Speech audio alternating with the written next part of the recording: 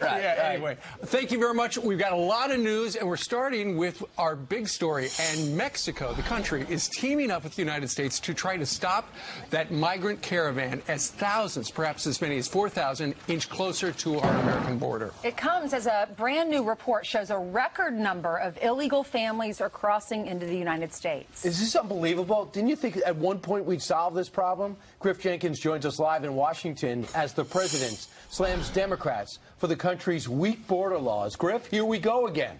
Here we go again. Problems at the border, big ones. Now, according to an NBC News report, the Mexican government has sent as many as 500 federal police officers to Mexico's Guatemalan border to try and stop the Honduran migrant caravan that departed October 13th en route to the U.S. The caravan is believed to be as many as 4,000 people now inching closer to our southern border. U.S. Customs and Border Protection are closely tracking the group's movement as President Trump is tweeting about it. He says, hard to believe that with thousands of people from the south of the border walking unimpeded toward our country in the form of large caravans, that the Democrats won't approve legislation that will allow laws for the protection of our country. Great midterm issue for Republicans. Now, this is a record number of illegal families are crossing into the U.S. According to the Washington Post, more than 16,000 were arrested last month. That's an 80% increase since July.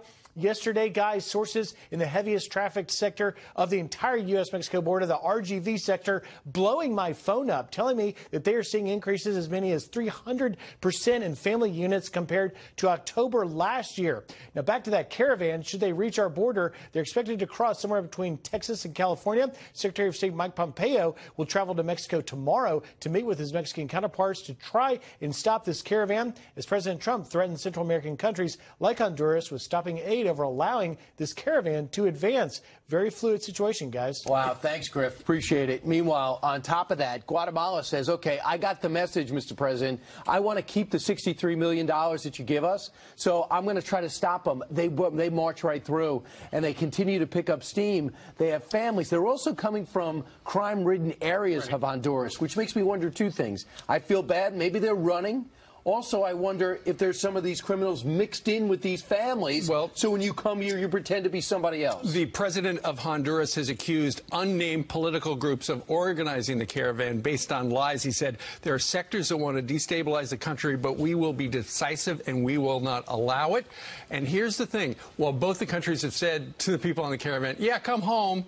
You should come home. Please come home. There is no legal authority to stop them at this point since they're going north toward Mexico. But the country of Mexico says anybody with travel documents will be allowed to go into the nation. The Associated Press yesterday talked to a bunch of the migrants who are traveling toward Mexico.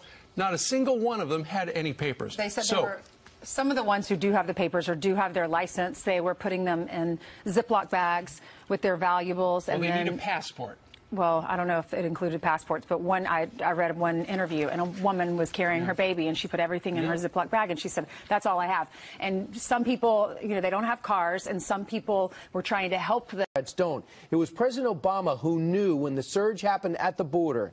He knew he had to send Joe Biden into these Central American countries to stop the influx because he saw the horrific scenes of a border that's being overrun, and Americans, not Democrats or Republicans, were upset by it. They started at San Pedro Sula on Saturday. They've made it to Guatemala now. They're trying to get through Mexico and then up to the United States. We're 19 days away from the midterms. There's a map of their trek of what they plan to do.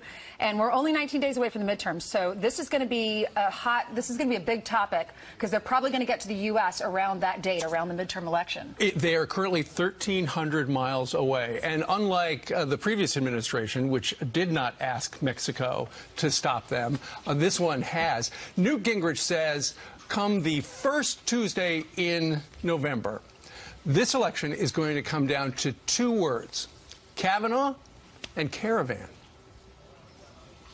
I think two words are going to define the 2018 election in the next 3 weeks.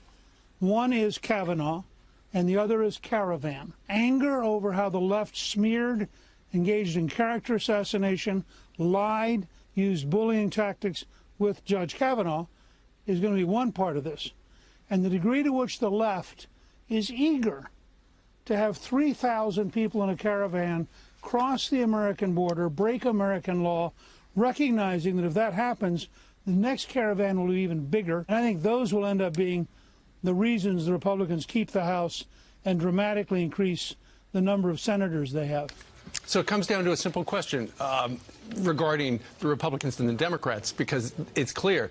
If you think that our southern border should be open, support the Democrat. If you think the southern border should actually be a border with, security and stopping people and processing them accordingly, then you got to vote for Republicans, the Republicans. All right, let's talk about